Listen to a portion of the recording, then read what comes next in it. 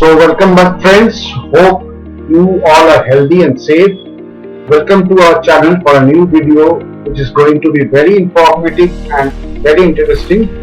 Today we will talk about the various sections of the market and the various participants in the stock market. So welcome friends, welcome to Bible of Derivatives, your complete guidance to stock market. Educate yourself to fulfill your goals and dreams because learning is earning. This video is going to be very informative and interesting, so do not skip and watch or else you can miss on valuable information. So sit back and relax and grab the knowledge for understanding the markets better. So let's dive in friends.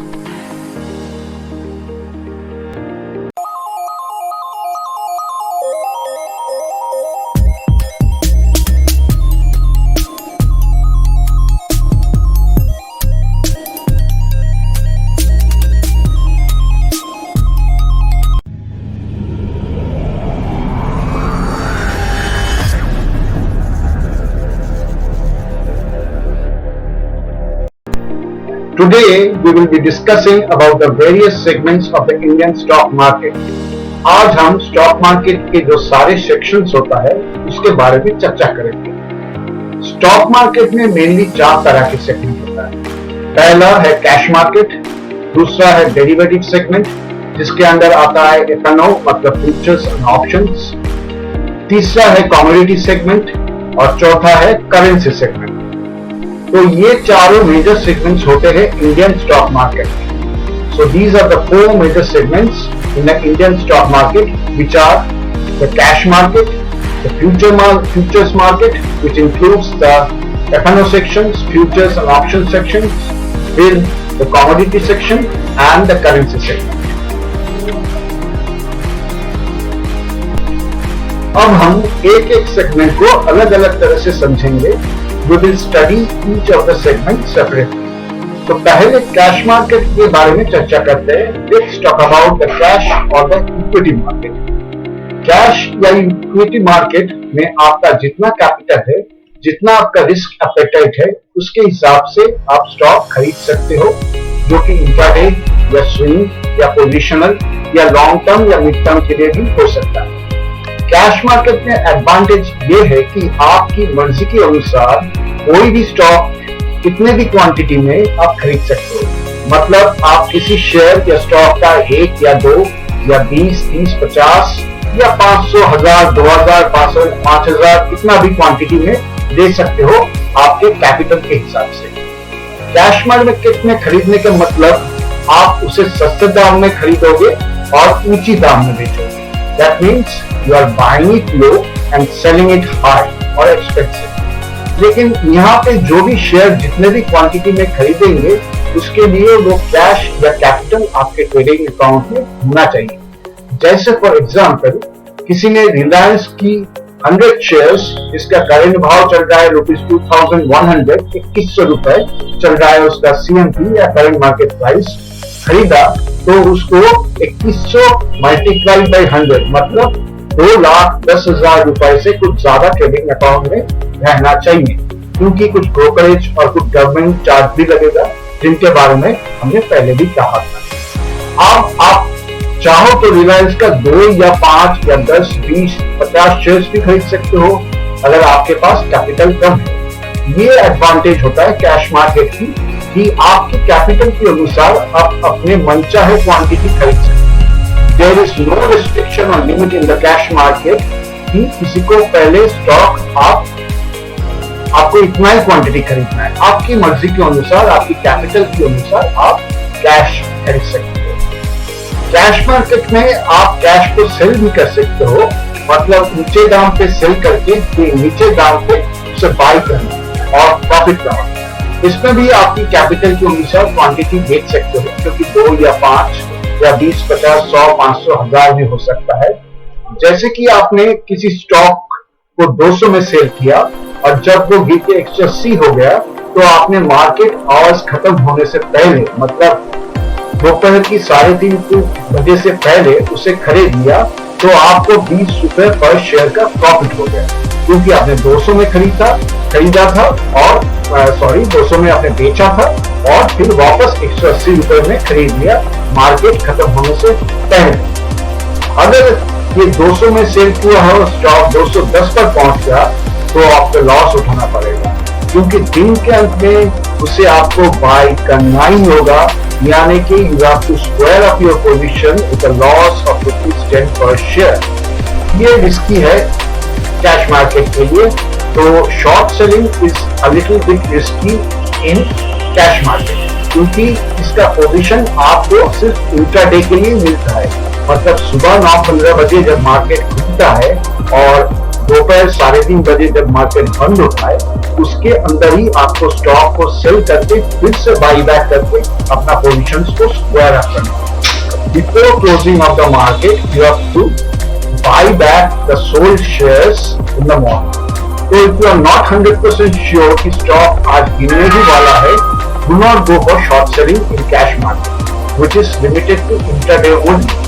आप cash गिरने वाला है कि नहीं इसका पता हम लगा सकते हैं पहले से ही, जो कि एक डिफरेंट सब्जेक्ट है, and we will talk about it in details in a later video. Now you understand the concept of the cash market. Cash market में खरीदे हुआ आपका इंट्राडे में भी सेल कर सकते हो, जिससे बोलता है इंट्राडे ट्रेडिंग। कुछ दिनों को लिए आप उसे पकड़ भी करके सकते हो और वो जब स्टॉक ऊपर चला जाए उसको सेल कर सकते हो, जो कि स्विंग और पोजिशन ट्रेडिंग वाले करते हैं, या लॉन्ग टर्म या मिड टर्म के लिए भी होल्ड करके रख सकते हो। ये आपके ऊपर डिपेंड करता है कि आपकी टाइम होराइजन क्या है। सोचिए आपने रिलायंस का कोई 100 शेयर्स 2100 रुपए के भाव में खरीदा और 4 महीने के बाद ये 2500 रुपए पे चला गया, तो if you want to sell all of your stocks or some quantity of your stocks according to your conviction, so you are making a profit of almost 400 rupees per share of Reliance at the moment of selling, which is after 4 months from your buying point. और एक बात मैं दोहरा लेता हूँ, I am telling you once again so that it gets fitted into your mind that selling a stock in a cash market is very risky. Cash market में short selling या cell करना बहुत रिस्की होता है। अगर stock ऊपर चला गया तो आपको लॉस बुक करना होगा, क्योंकि आपको मार्केट खत्म होने से पहले, मतलब 3:30 बजे से पहले किसी भी हालत में उसे वापस खरीदना है और आपकी पोजीशंस को स्क्वायर अप करना है। तो इंट्राडे में short selling is very risky if you are in full conviction that the stock is going to fall.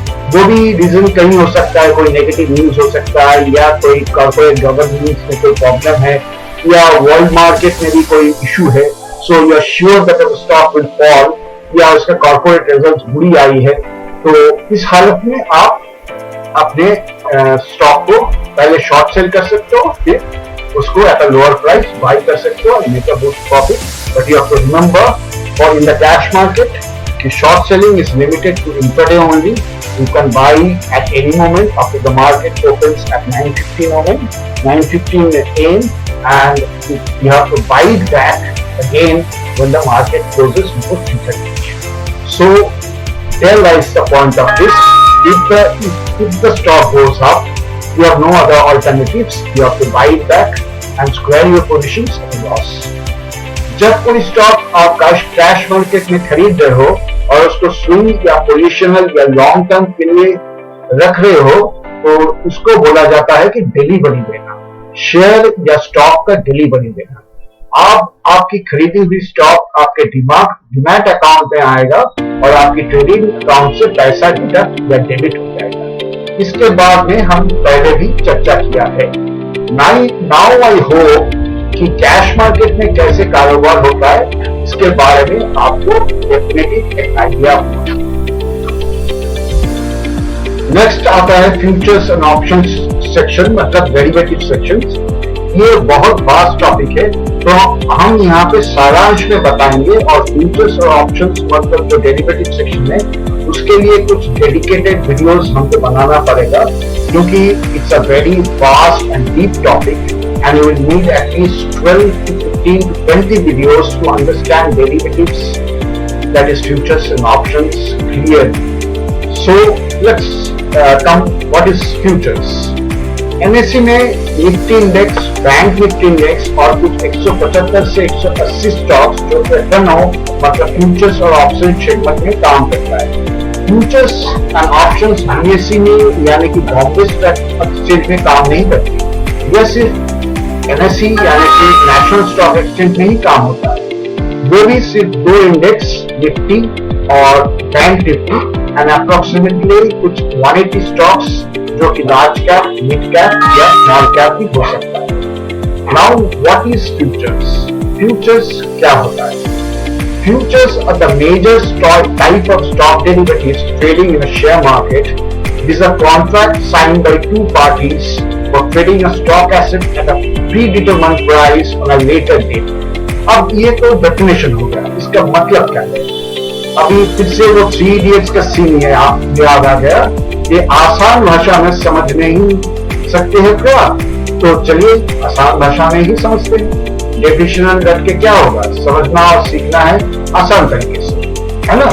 तो फ्यूचर्स एक कॉन्ट्रैक्ट या एग्रीमेंट होता है एक बायर और एक सेलर के बीच किसी पर्टिकुलर एसेट या अंडरलाइन स्टॉक के ऊपर किसी भाव पे और एक पर्टिकुलर समय पर।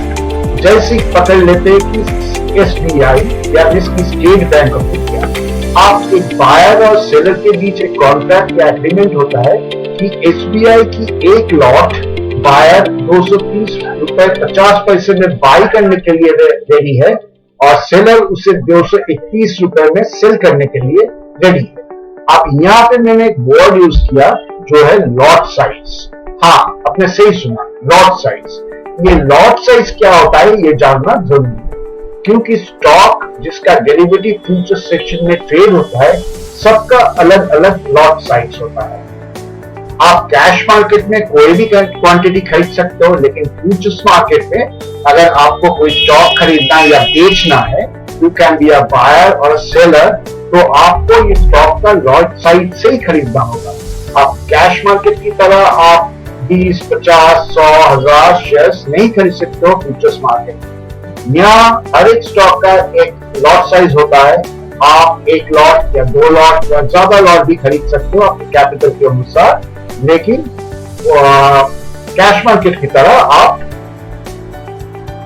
लिमिटेड या आपकी मर्जी के अनुसार स्टॉक नहीं खरीद सकते हो। जैसे स्टेट बैंक की लॉट साइज है 3000 शेयर्स, मतलब कैश मार्केट में भी कोई आप कितने भी शेयर्स खरीद सकते हो और बेच सकते हो। बेचना मतलब जो कि इंट्राडे में भी सीमित है, जैसे बारे में हमने थोड़ी देर पहले चर्चा किया था। लेकिन फ्यूचर्स मार्केट में अगर आपको SBI खरीदना या बेचना है तो you have to buy in lots. You can buy 1 lot या 2 lot या more according to your capital and risk appetite. लेकिन फ्यूचर्स में एडवांटेज ये है कि ये एक लिवरेज प्रोडक्ट है, आपको लिवरेज मिलता है। मतलब SBI का एग्जांपल ही ले लेते हैं। सोच लीजिए SBI का करंट मार्केट प्राइस या करंट भाव है 200 रुपए और कैश मार्केट में आप 3000 शेयर्स खरीद रहे हो। So you are buying 3000 shares of SBI in the cash market with a current market price of 200। तो आपको कितना कैपिटल लगेगा? It's simple mathematics. You have to spend ₹200 into 3000, that is 6 lakh rupees to buy 300 shares in the cash market.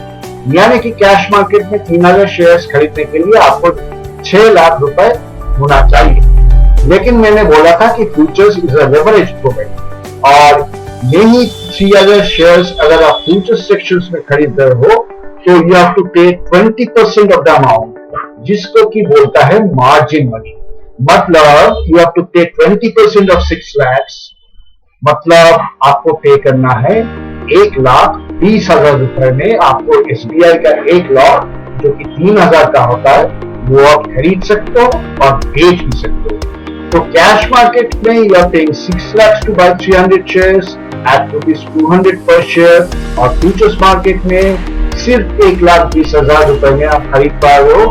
So you are paying only 20% of the total money, you are getting a discount of 80%। So इसीलिए futures को leverage product बोला जाता है और यही बात है कि हमने पहले भी बोला था, कम पैसे में ज्यादा काम करना और ज्यादा रिटर्न करना।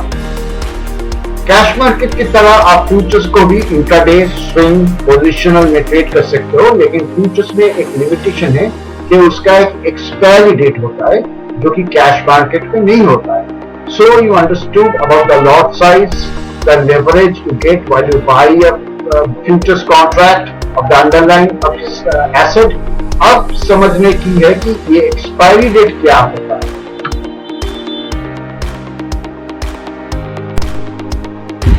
So you understand about lot size, the leverage you get while you buy a futures contract of the underlying asset. अब हम समझेंगे कि एक्सपायरी डेट क्या होता है. जो स्टॉक फ्यूचर्स में ट्रेड होता है उसका एक्सपायरी 1 मंथ का होता है. मतलब the contract will expire after 1 month और वो होता है महीने के लास्ट थर्सडे. जैसे कि अभी अक्टूबर महीना है, सो 20 October is the last Thursday of October month. तो ये जो फ्यूचर्स आप खरीद रहे हो या बेच रहे हो, ये 28 October last Thursday of the month पे एक्सपायर हो जाएगा. लेकिन अब सवाल ये उठता है कि ये तो ठीक है, इंट्राडे में और स्विंग के लिए पोजिशनल जो 3 महीने और 6 महीने या 1 साल हो सकता है, उसमें फ्यूचर्स का ट्रेड कैसे करें, क्योंकि फ्यूचर्स कॉन्ट्रैक्ट तो 1 महीने बाद एक्सपायर हो जाता है. So there is a concept of carry forward और रोल ओवर. रोल ओवर का एक कॉन्सेप्ट होता है. अब ये रोल ओवर क्या होता है ये जानते हैं. सपोज ऑन 28 अक्टूबर आप प्रॉफिट में हो और सोच रहे हो कि इसको कैरी करें. So you can roll over, मतलब 28 अक्टूबर की जो मंथली एक्सपायरी है उसमें आप कॉन्ट्रैक्ट को सेल करके फिर से नेक्स्ट मंथ का कॉन्ट्रैक्ट यानी कि नवंबर 25 जो कि last Thursday of November month है उसका कॉन्ट्रैक्ट खरीद सकते हो. अब इसका एक्सपायरी हो गया नवंबर, last Thursday of the November month.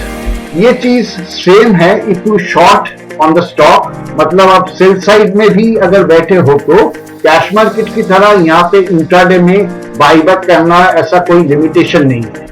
जैसे कि कैश मार्केट में अगर आप सेल करते हो तो उससे उसी दिन मार्केट क्लोज होने से पहले आपको खरीद लेना होगा, नहीं तो आपको हेवी पेनल्टी लग सकता है. लेकिन फ्यूचर्स मार्केट में अगर आप कोई स्टॉक को पहले शॉर्ट करते हो, सेल करते हो और एक्सपायरी आ जाता है और आप सोच रहे हो कि ये स्टॉक और गिरेगा, तो यू कैन रोल ओवर और carry forward to the next expiry. जैसे मैंने बाइक के बारे में भी बताया कि आप 28 अक्टूबर की जगह उसको नेक्स्ट मंथ की जो एक्सपायरी जो कि 25 ऑफ नवंबर है, the last Thursday of the November month, उसमें आप रोल ओवर कर सकते हो. बाईबैक करना ऐसा कोई लिमिटेशन नहीं है फ्यूचर्स मार्केट में. You sell one lot of any stock in futures and buy it back anytime within the expiry, or you can roll over to the next month expiry if you want.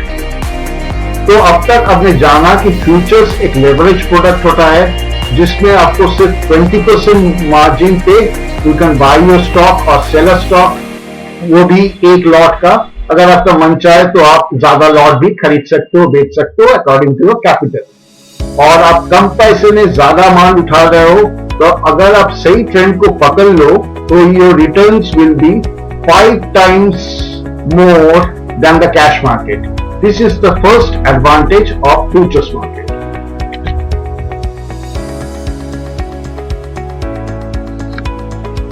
So this is the end of the part 1 of this 2-part series on market segments and market participants in the Indian stock market. We will come out with the part 2 of the series very soon. जल्दी हम इसके दूसरे अध्याय लेके आने वाले हैं. तब तक थोड़ी सी धैर्य रखिए. Keep patience, as patience is the key in the stock markets. अगर वीडियो पसंद आया है तो like, share, subscribe our channel. इससे हमें ग्रोथ मिलता है और हम ज्यादा से ज्यादा लोगों तक पहुंच पाएंगे जो कि स्टॉक मार्केट के बारे में सीखना चाहता है. लाइक करने में कंजूसी मत कीजिए क्योंकि बहुत एफर्ट लगता है ये वीडियो बनाने में. आपका लाइक्स हम लोगों को बहुत इंस्पायर और मोटिवेट करता है ताकि हम आगे भी ऐसे इंफॉर्मेटिव वीडियोस आपके पास ला सकें. Do not forget to press the bell icon once you have subscribed so that we can get instant notification of our newly released video. We want to give a disclaimer. एक disclaimer हम देना चाहते हैं. This video was made during the month of October. ये video अक्टूबर 2021 महीने में बनाया गया था, so that we have spoken about the October and November monthly expiry series. Do not get baffled with this months.